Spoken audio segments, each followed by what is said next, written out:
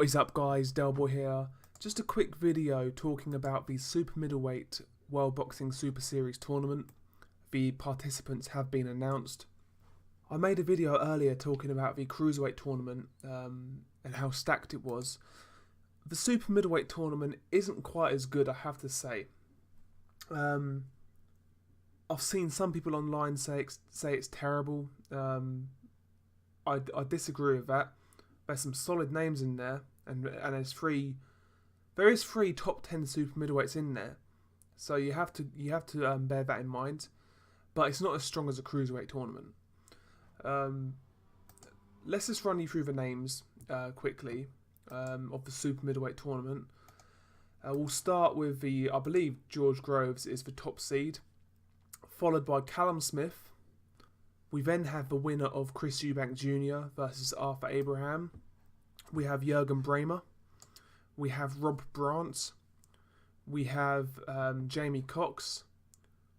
We have Eric Skoglund, a Swedish fighter. And last but not least, we have the Turkish super middleweight, Avni Yildirim. So let's talk about the lineup. I think Groves, Callum Smith and Eubank Jr., providing he beats Arthur Abraham, which I think he will do. Those three names are extremely solid because I think when you look at the rankings at super middleweight, all of those guys are considered top 10 fighters. So that's a good start. But let's talk. There's no point talking about those guys because we know about them. We know what they are. We know what they've done. Let's talk about the names after that, who a lot of people are complaining about. And I do understand why, because it's not what we wanted. We wanted some more champions. We wanted some more top 10 guys in there. But, maybe they turned it down. James DeGale was injured, for example. According to Eddie Hearn, Anthony Durrell didn't want to join. So maybe it wasn't possible to get all these top guys, But let's have a look at the names after sort of the top three guys in that tournament. Let's have a look at the other guys there. Let's start with the Turkish super middleweight, Avni Yildirim. He is 16-0, 25 years old, undefeated. And I have actually had a look at this guy. He's a sort of average size super middleweight. His last win was probably his best win against Marco Antonio Paraban. He won that fight by a points decision. If you recall, Marco Antonio Paraban, he fought Sakio Bika, lost a close decision. He fought James DeGale, he kind of got blown out of there in that fight. And Yildirim handily beat Paraban. He beat him better than Sakio Bika did, but he didn't do as good a job as James DeGale. Also, Yildirim does have a win over Glenn Johnson. That was only his sixth fight, I believe. I know that was an old Glenn Johnson, but still, fighting Glenn Johnson in your sixth fight, it's not to be sneezed at, in his sixth fight. But yeah, I think Yildirim, I've seen a bit of him. He's not terrible. He's highly ranked in the WBC. He's definitely a contender. So do you know what? Although Yildirim is not exactly a household name, he's not terrible, and I'm looking forward to see how he does.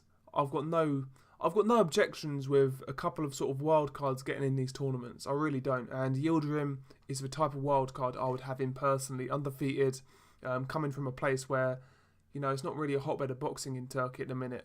So yeah, I've got no problem with Yildirim. Of course, we'd have liked stronger guys in there, but he's not terrible. He's a decent fighter from what I've seen. We'll then look at the German, Jurgen Brahmer. And now I have to say, this was a pick that I was kind of disappointed at. Not because I feel Jurgen Brahmer is a bad fighter, because I've seen a lot of Jurgen Brahmer. I've seen a lot of his fights, and he's not a bad fighter. He's a good technician, good body puncher, solid all-round guy. He's not a bad fighter at all.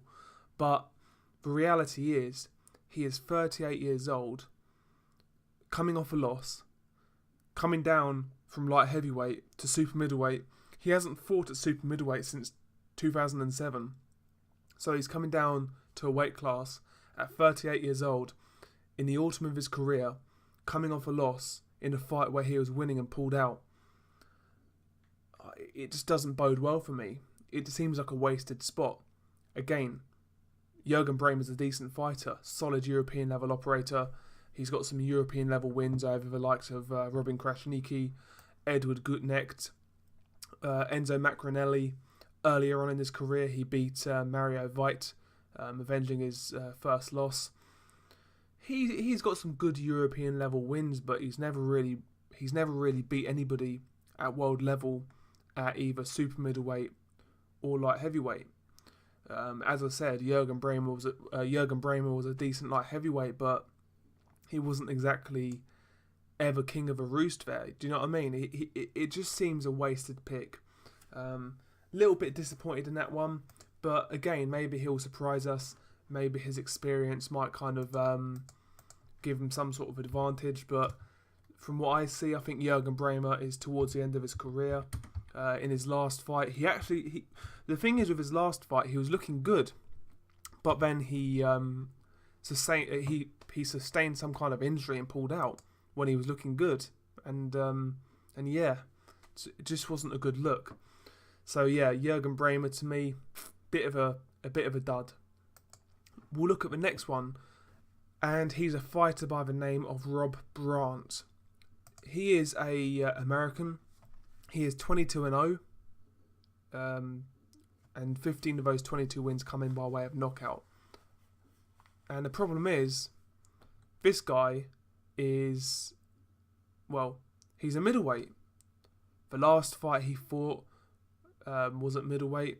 The last 4 fights he fought was definitely a middleweight. So yeah, I mean, Rob Brant was not a factor at middleweight. I know he was highly ranked in the WBO, but nobody really knows who he is. Rob Brant could be a good fighter. From what I've seen of him, he looks reasonably good. You know, decent all-round fundamentals, but nothing particularly special. You know, his best win is probably a win over Lewis Rose back in 2015.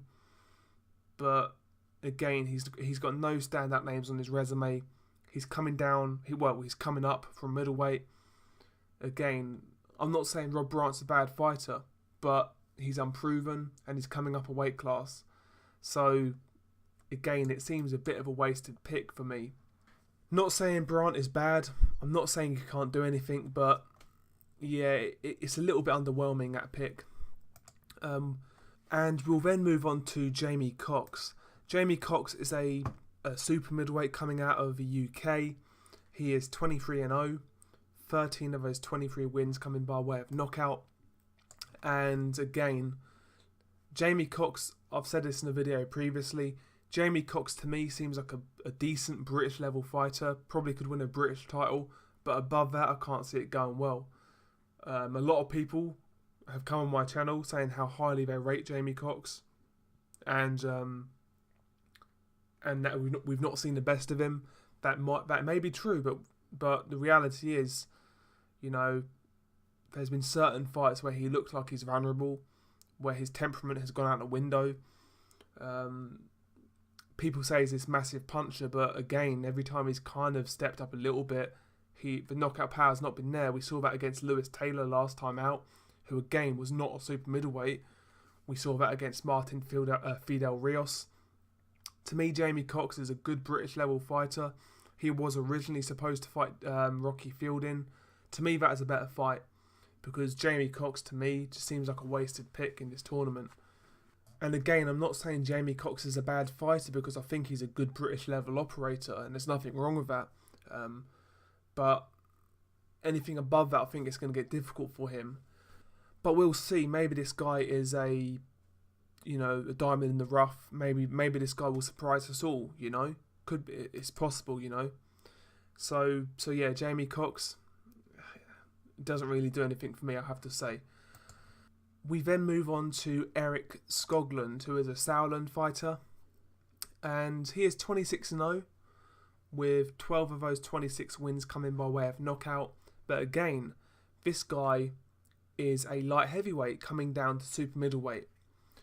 So again, it doesn't really jump off a page at you. I've seen a little bit of Eric Skoglund, but not too much. He looks like just a stand-up European level boxer.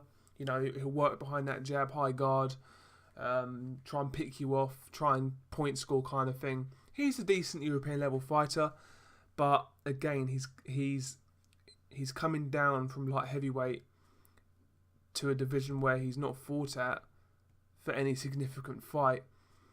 And even at light heavyweight, he didn't really beat anybody.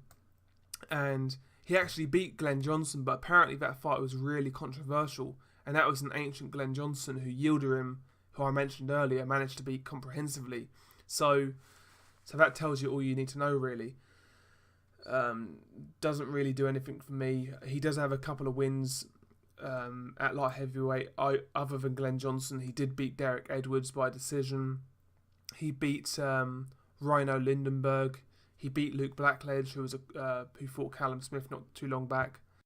But again, Eric Skoglund, he doesn't really have anything on his resume that jumps out at you and says, I'm a world-class fighter. Not saying he's bad, but you know, in these tournaments, you just expected a higher level of operator. But regardless, I still think it's a decent tournament. I still will consider the person who wins this as the best super middleweight in the world, because the reality is, although not all of the best super middleweights are in the tournament, everybody had an invite. That's the reality. We saw at cruiserweight where everyone had an invite and they all joined.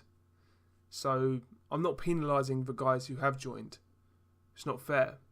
So the winner of this tournament to me is the number one super middleweight in the world. Because the reality is you're still going to have to beat a Callum Smith. You're still going to have to beat a Chris Eubank Jr. or a George Groves. So the winner of this tournament is still the number one. But regardless, just to go through the names again, we have George Groves, Callum Smith, Chris Eubank Jr. versus Arthur Abraham winner, Jurgen Brahmer, Rob Brant, Avni Yildirim, and Eric Skoglund and Jamie Cox as well.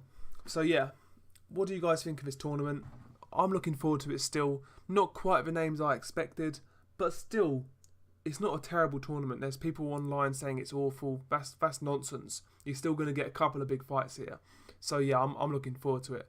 Peace.